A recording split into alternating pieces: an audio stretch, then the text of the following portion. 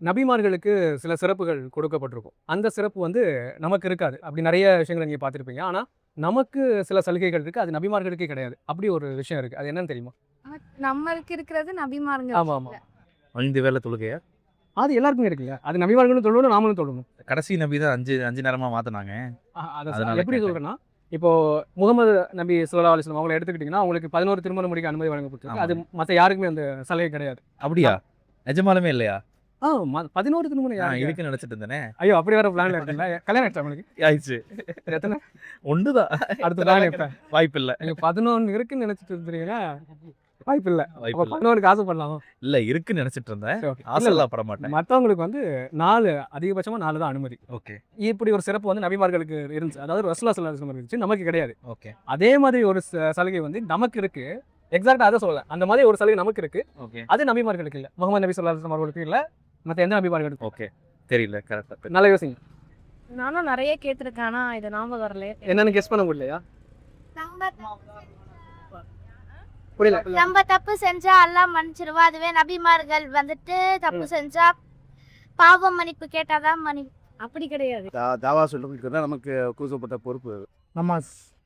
அது நபிமார்களுக்கும் இருந்துச்சுல. ஆமா. அவங்களுக்கும் தொழுகை கடமை தான், நமக்கும் கடமை தான். நம்ம நபி உம்மத்துல பிறந்தது அது ஒண்ணு சரி. இருக்கலாம். ஓகே. அது ஏன்னா நிறைய நபிகள் வந்து நபிமார்கள் உம்மத்துல வரணும்னு ரொம்ப ஆசைப்பட்டிருந்தாங்க. ஓகே. பட் கடைசி நபியா இருந்தது நம்ம ஸல்லல்லாஹு அலைஹி வஸல்லம் நபியில உம்மத்துல நம்ம வந்தனால ஓகே. அந்த ஒரு ஸ்பெஷாலிட்டி நம்மளுக்கு நம்ம உம்மத்துக்கு இருக்கு. எக்ஸாம்பிள் வந்து இப்போ ரசூலுல்லாஹ்க்கு வந்து 11 மனைவிகளை திருமணம் முடிச்சிருந்தாங்க.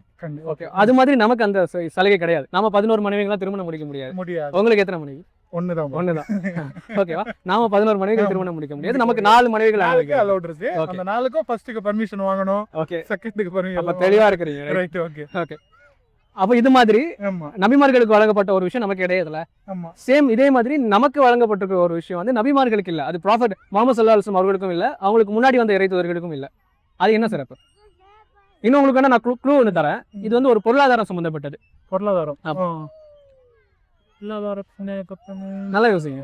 லீடர்ஷிப். கெஸ் பண்ண முடியலையா? இன்னும் சொல்ல போனா குழந்தைங்க வாரிசு சம்பந்தப்பட்டது. இது ரொம்ப நெருக்கமா உங்களுக்கு நான் க்ளூ கொடுத்துட்டேன்.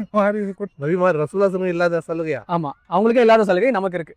ஆமா, நம்ம வந்து நம்முடைய நபி ரசூலுல்லாஹி உம்மத்மார்கள் பில்டிங் எல்லாம் பெரிய வசதி வாய்ப்பாக வாழலாம்.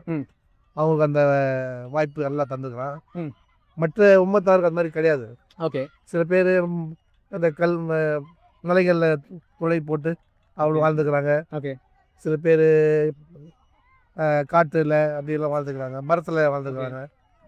நமக்கு ஆண்டவன் எப்படின்னா நல்லா என்னன்னா ஓகே. நல்ல ஒரு வசதியாக பங்களா மாடி வீடு அப்படி நல்ல வசதியாக தங்கம் வெள்ளி எல்லாம் அணிந்து வாழ்றதுக்கு எல்லாம் நமக்கு அனுமதி கொடுத்துக்கலாம் ஹலாலான முறையில்.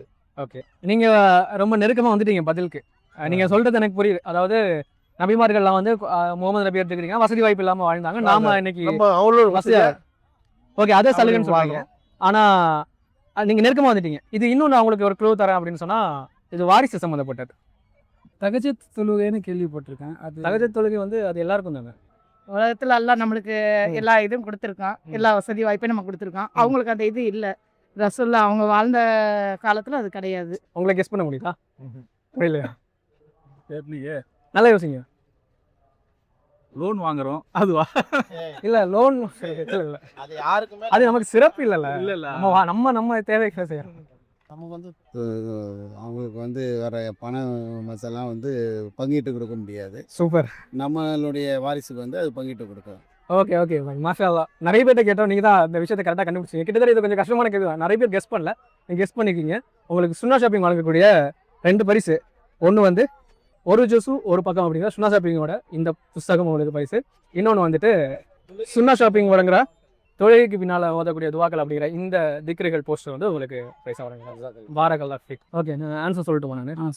ஆன்சர் என்ன அப்படின்னா, வாரிசு உரிமையில் பங்கு இருக்குல்ல, சொத்துல பங்கு நமக்கு இருக்கு. அது நபிமார்களுடைய வாரிசுகளுக்கு அவங்களால பங்கு கொடுக்க முடியாது. அப்படி சட்டம் அப்படியா? கிடையாது. கொடுக்க கூடாது. நீங்க சொல்லிதான் தெரிஞ்சுக்கிறேன். இருந்தாலும் நீங்க வந்து ட்ரை பண்ணிருக்காங்க.